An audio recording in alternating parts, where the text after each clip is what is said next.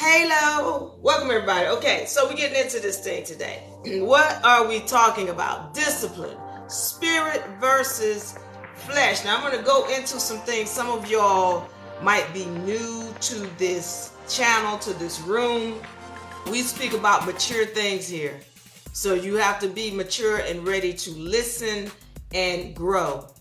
All right, so now don't come in here knee jerking because I'm only going to give you the facts.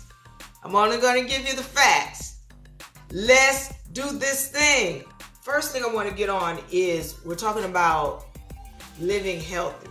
If we're wanting to have a longevity of life. First of all, let me get into this. Because as we term this, discipline, spirit versus flesh, we got to understand that everything starts from the spirit. Everything starts what is going on inside of you. And a lot of this has to do with how you're thinking. What is your mindset? We want to make sure that this is why we have this vibratory frequency chart. Let me pull it up here. We have this vibratory frequency chart, and the colors are reflective of the frequencies on this chart. Now, one of the things that we've always talked about is we want to operate in this area up here, courage and on up. Eventually, we're going to get rid of all this because all of this is the negative. So I'm going to read this out for you. Pride and anger, desire, fear, grief, apathy, guilt, and shame. That's all here, down at the bottom of this totem pole. If you're operating down here, you're not even operating in your right mind. So what I'm talking about is we've got a lot of fear-mongering going on when you hear certain things being said on these commercials, in the news. There's just a lot of fear-mongering keeping you in this lower vibratory frequency. So one of the things when people come to me, whether they're talking about bills or they're talking about some kind of situation they've gotten into that's legal, child support, any of that, anything that you are into or involved with, it all starts on a spiritual level first. And everything in your spiritual level has to do with your mindset. So the things that are showing up in your third dimension, they're showing up because of you called all of those things. If it's your baby daddy who is an alcoholic or whatever he is, he's showing up because of you and what's in your mind. If there's some kind of issue, where there's a legal issue, it's because of you. So when we're talking about what does that have to do with discipline, we've got to discipline our mind first. And a lot of us are not disciplined in any of the things that we do concerning our mind. What is that? What am I talking about? Who are you hanging around with? How do they talk? Are they constantly using negative words? Are they constantly cursing? Are they constantly... If you're hanging around somebody who has these kind of negative issues and they're vibrating in a lower frequency, please understand that they are your reflection. And if you can't discipline yourself enough to move away from those type of people, then the problem is not them, it's you. Because you just got to change you, and then what's going to happen? As soon as you start vibrating up here, the people who vibrate down here, they can't find you. They're not on the same frequency. They can't be in your friendship group. They're not going to be in your phone. They're going to stop calling you because y'all don't even think alike anymore. Are you disciplined enough to move away from people who are stuck in a negative mindset? Because if they're not trying to grow, then all they're doing is helping you to stay back. Discipline yourself. I'm just talking about this on a spiritual level for right now, because that's where everything starts. And then you've got to get your mind wrapped around, okay, I know that I operate in courage. All right. I'm operating here, neutrality, willingness, acceptance, reason, and love, joy and peace and enlightenment. I operate up here. So then as I change my mind, these are the people who are going to find me. I don't even have to go looking for them. They're going to be drawn to me because remember, this is why we also have the universal laws. By universal law, and I'm going to get into this law of attraction.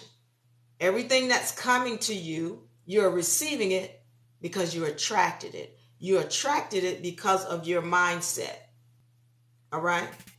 So, we're understanding that everything is operating on a spiritual level. And if you are not in your right mindset, and you're not disciplined enough to make sure you keep your mindset right, then you're going to draw certain people, and it's going to be because of you. I want that to be made clear. Okay, so we understanding everything comes from a spiritual level. We've got to get our spirit right and our mind right.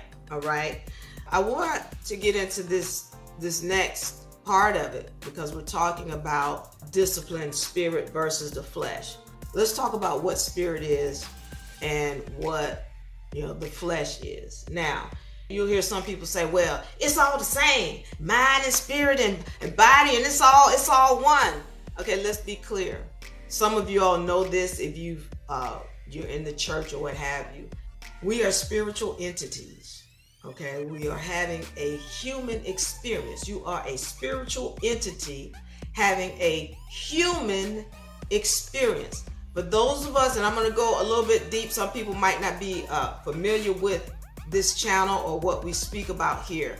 But those of us who study, we know that as spiritual entities, you don't die. You don't ever die. You were here from the beginning, and you will always be. The vessel will expire, but you as a spiritual entity continues. So when we're talking about spirit, we're talking about an entity within this vessel. This vessel has its own pull. It's got its own mind, if you will.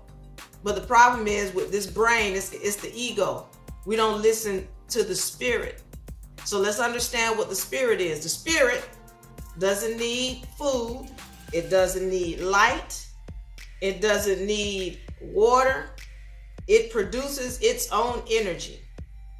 See, we encourage you to join the UNA University because I can only go so much into the history and the truth about who we are and what our makeup is in this public room. But when you join the university, we go deep. But I'm just going to give you a few things to understand about spirit versus flesh. All right, because some of us understand, for example, there's the mitochondria. Okay. And then that's a contract. Mitochondria has her own DNA. That's a contract. Then you've got what's called nuclear DNA. That's the flesh.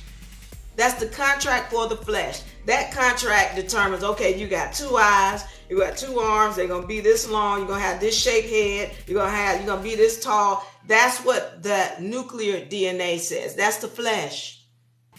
And it's the flesh that wants. It doesn't even need it. It just wants it. It wants some food. It wants to this. It wants to that. We're going to determine today some things that we have been told as human beings that we need, that if we would get back to our spirit, we would recognize we don't need that. That's the flesh calling on it. So as a spiritual entity, do you have control of your flesh? Okay? So what we're dealing with here is you as a spiritual entity learning to control the flesh.